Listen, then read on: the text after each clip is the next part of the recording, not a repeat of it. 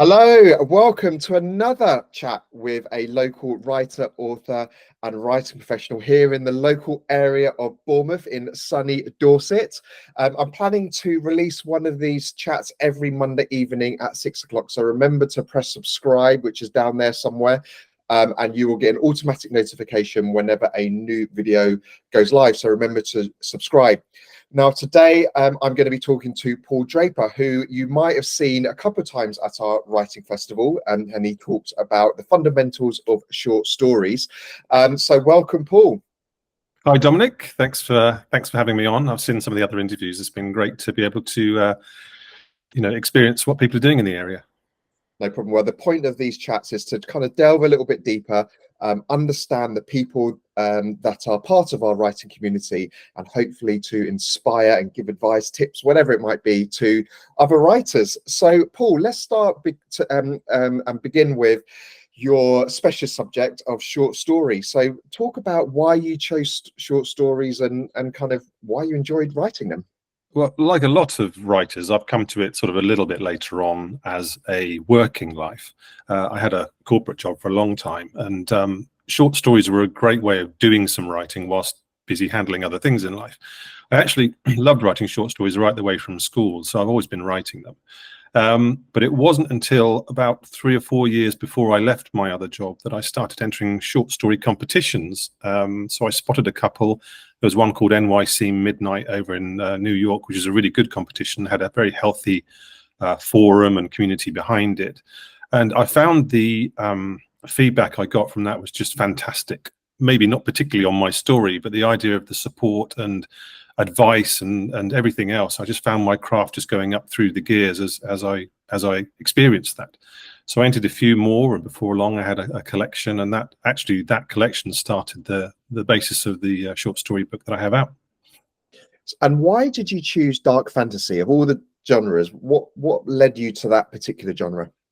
I think a lot of writers, when they start out, they think, well, how can I write like the thing that I like to read? And I consume that stuff, not only some of the old masters of it like Poe and Lovecraft and Blackwood and all those sorts of, antiquarian style horror writers. I say horror as in more atmospheric than schlocky. So I always wanted to be able to sort of try and evoke that kind of atmosphere in the writing. And I found that often the writing in those stories was so subtle and it crept up on you. M.R. James is another one. That I was trying to figure out how they did it. So a lot of the time I was writing these stories trying to work in my own versions of those devices to try and elicit a feeling from the people reading the stories. I've sort of since diversified into other areas, and I think people do that once they find their voice, which is usually starting by trying to be maybe not a copy, but a homage to the things they like to read. You tend to sort of find your own voice coming through as well. So short stories are a great way of exploring that. And your book of the collection of the short stories that you've written is called Blackgate Tales. But one of the distinguishing features of the book is the front cover design. And I really wanted to chat to you about the process behind it, because the front cover is so important, and you put a lot of energy and I imagine cost into creating the perfect front cover. So talk us through that. Yes, the cover was very important. When you're self-publishing, which is what the collection was and what my second volume, which is going to come out this year, is about. When you're self-publishing, you're the wicketkeeper for all of the different areas. You have to ensure that your editing is on point, your cover is on point, your marketing works. There are no silly errors, all your legals are covered off. So all the things that a publisher might take on, you have to do. So covers was obviously one of the areas. And I had a friend who was a fantastic lino cut artist. He chisels out templates in wood, and then he lino cuts it, and then he colorizes it from that. Very talented guy called Philip Kingsbury. And the thing is, he lives over in Malmesbury, sort of Cotswolds area, and he usually does things like ducks or children playing, or like a nice scene of something very pleasant. He's a very nice man. So I went to him and I just said, I've got kind of a sort of a horror-ish collection. Would you like to have a go at this? And it really excited him. It was something very different for him. So together, he's a brilliant person to work with. Together, we worked through sketches and then looked at the placement on the page. We had to make sure that whilst he did a whole rectangular, proper front and back style span, that all of the important stuff was on the right-hand side, because that's where the cover is. And obviously, you have the big plate on the back that covers up quite a bit of the cover. So we had a lot of sort of design issues to look into, and then he produced what I thought was a beautiful design. We then he then went to print. He then carved it. It was obviously a big commitment on his side. Then colorized it, and the coloring was quite important actually, along with the font, because the book has to reach out and grab you like any book does on a bookshelf. It's competing with so many other books.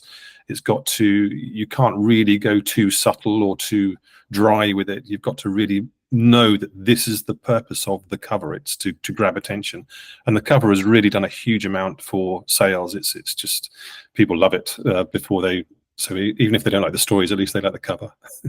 It is really striking, and I think so many authors and writers that toil and spend hours and hours and hours on the content spend virtually no time or thought actually on the front cover, and it's such a shame. But so did that guide read your stories first, or was it kind of a kind of discussion of you briefing him as to what you wanted? What I also wanted was to have a small, almost like a sort of postage stamp image of each story within the book, which he did as well. So I sent him basically the titles of the stories, and also what I wanted that image to be, and just a brief one sentence on what the story was about, so that could sort of fire his imagination. I've since sent him a copy of the book. I think he's read it, I'm not sure. But he got the atmosphere of it pretty straight off the bat. I showed him a few kind of woodcut examples of older art that I really liked the look of. There's an author called Tom Cox who has beautiful covers.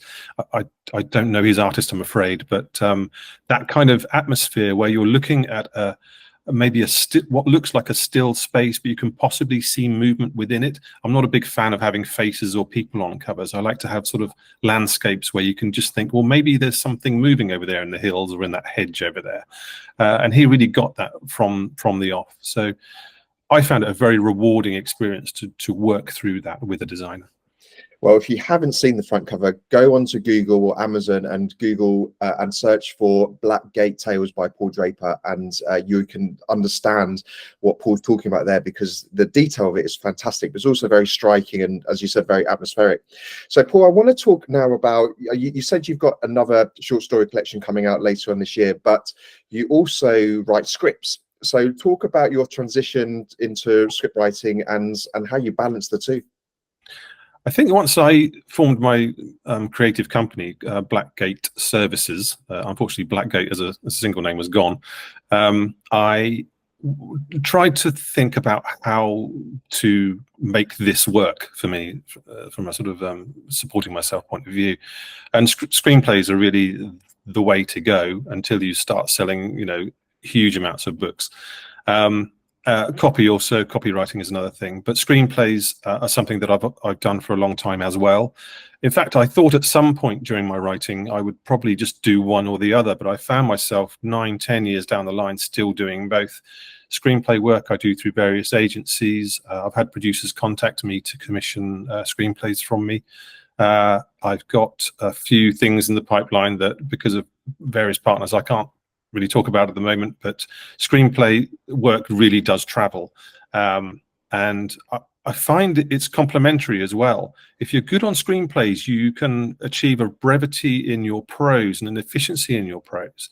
It forces you to do that, and also forces you to do the classic show not tell more in your prose. But also doing prose helps your screenplay work. The action lines, the descriptions in your screenplays become far more vibrant if you're a good prose writer. So in the end, I've just called it universal writing. It's just anything that I'm interested in that I will take on as a job that is a writing job, I will do. And screenplay forms a big part of that for me at the moment. To be honest with you, personally, I find screenwriting really difficult. I mean, I'm not trained. I'm not even a trained writer, but I kind of feel like I know how to write but screenplays, God, I find it so difficult. And I describe it the difference between playing football and playing rugby in that they're so different. So, and you some great advice there and how it can help you. So can you delve in a little bit deeper as to how screenwriting helps you write prose and vice versa?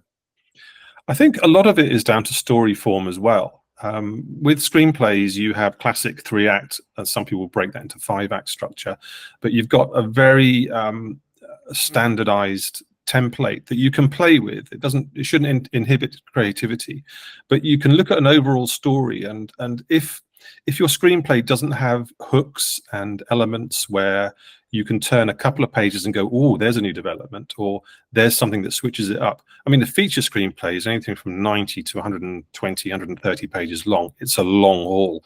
Once you're past your inciting incident setup in Act 1, which will kind of hit around page 10, 15, you've got a long way to go before you get that final showdown or whatever it is you're planning to use as your ending. So it does. And of course, the writing community gets split into pantsers and plotters, people who fly by the seats of their pants and just write, and those who plot. I would struggle to think of any screenplay artist who doesn't plot. You know, you've really got to kind of card it out using index cards or whatever system you use. So you really get a helicopter view of your structure, which I think is really transferable, particularly as I'm writing a novel that's sort of creeping along bit by bit at the moment as well. To have that helicopter view of where your plot is going to go, I think is very useful, as long as that doesn't stifle creativity, and as long as you're allowing your characters to express themselves as well. It's a tricky balance, but then it's a craft in its own right. But you know, they can definitely help each other. So, and you also do voiceover work and audiobook. So you really are kind of spreading your wings and diversifying into different things. So tell us a little bit about your audiobook work. Audiobooks came about really during the COVID spell. I was doing some screenplay work for some agencies in London. Then suddenly people stopped getting together in rooms. When it came to spec screenplays and people writing for their own projects, that was still going ahead, and development reading was going ahead. But short-term, month-to-month, hourly rate or project rate style work was, people were just battening down the hatches. So I thought, well, okay, I've got a bit of a buffer, what can I do? So I did an audiobook of my own book. So Blackgate Tales came out as an audiobook. And then I've actually done a few voiceovers in the past, you know, just been roped in by various people who work for, you know, agencies and things. And then I thought, well, why not try and do this for other people as well? So I put some audition samples onto the ACX site, which is the overall marketplace for Amazon Audible, and got job offers come in. And I auditioned for some books, and then you have to work out whether it's a royalty share or a pay per hour, a pay per finished hour piece of work. There's a commercial dance to do with each client, as there is with any job really. And I found that I enjoyed it. So yeah, I got the kit and went on from there. I was going to say, you know, you're going to have to buy all the equipment and invest into that, but I didn't even know about that. It's incredible. Yeah, I mean, I wanted to do it properly, just like with the cover and all the other things. If you're going to do something, then you know, swing the bat for the fence. So it wasn't like overboard. I didn't like buy a studio space or anything like that. I set up a space within my apartment. Got the proper sound dampening equipment, good microphone, a good stand, a preamp that leads into the very computer that I'm speaking to you on now, and just had a go at it. And actually, probably the hardest part was learning the technical side of editing and how to, you know, properly mix down the audio to the technical requirements, because Amazon ACX, they do require noise floor to be a certain thing and volume to be a certain thing. You can't peak beyond a certain level. So I had to work out how to do those things properly. Then it goes through the QA process before they can accept the book. That's a bit of a nervy time, but I've not had anything fail QA, and you know, it seems to have gone quite well. So I've done 11 books now, which is quite a lot. That's incredible. And what I love about you and what you just spoke about in terms of your book cover and the detail just went into there on doing an audiobook is that you do things properly. You don't do things by halves. And I think that gives a level of professionalism that just shines through, you know, even just your book cover. You know, you just kind of want to buy that book because it just looks like quality. I think I think this is partly due to me coming at all of this a bit later in life. I was in my 40s when I started doing it. I don't know if I'd have been quite so conscientious on all the detail in my 20s and 30s. You know, in younger years, we may not be that way. But for me, I just thought, you know, if I don't do this, I'm going to be going back to maybe something that I didn't enjoy so much. So, you know, let's really not leave any stone unturned and not later on say I could have done that a bit better. And now I'm sort of doing something I don't want to do again. So of all the things that you've done in your writing journey, your writing career, what piece of advice would you give to a writer that is listening and watching to this video now? I would say find where your energy is. You know, don't just do anything. You know, if you're going to do this, then look to where your heart will come alive. It's like adding water to a plant. So look for the thing that will bring you to your keyboard. That's important, but also realize that it's work as well. And don't beat yourself up if there's a day where you can't get it done, or it becomes too hard, or you just don't feel like you can do it anymore. Imposter syndrome, even now for me, if I have a bad day, I just think, why on earth am I attempting to do this? It will happen. So at those points, just be kind to yourself and realize that even when you're not directly working on your work, just taking a walk, your brain somewhere will be working on something. Take a notebook with you, and if something pops up, just write it down for a little bit later on. I would say just be as kind as you can to yourself, because it is grueling, it can be lonely, but it also can be very, very rewarding if you can hold your own hand whilst you're doing the work. Great advice there, thank you. And my last question to you, Paul, is what does the future look like for you? Well, I have Blackgate Tales Volume 2, which is finally finishing an edit. Philip's already done the cover. It's as beautiful as the first cover. It's got a boat in it and a lighthouse and all sorts of other little things. So I'm looking forward to getting that out before the autumn. I've got 2 feature screenplays that I'm writing under contract at the moment. One is a novel adaptation for another author. I have further audiobook work to do for the American market in the autumn. They appear to like British accents on medieval romance, so that's a good tip for anybody looking to get into it who has an English accent. And beyond that, just looking out for the next exciting thing. I think, you know, keep writing, I think. Brilliant. Well, that's definitely a good tip for so if you do have a British accent, you've got to ham it up now, knowing that. Not my Cockney London accent that people keep referring to, but there we go. Paul, thank you so much for joining me today. Really appreciate it, and maybe see you again at the Writing Festival in 2025. I've loved it, Dominic. I'll see you there then. Great. And to everybody else, thank you so much for joining us. Hope you learned something. Hope you've been inspired and got a bit of advice there. If you liked it, please do subscribe, press the button down there, and the next interview will automatically come into your inbox. So until then, thank you so much and take care. Bye.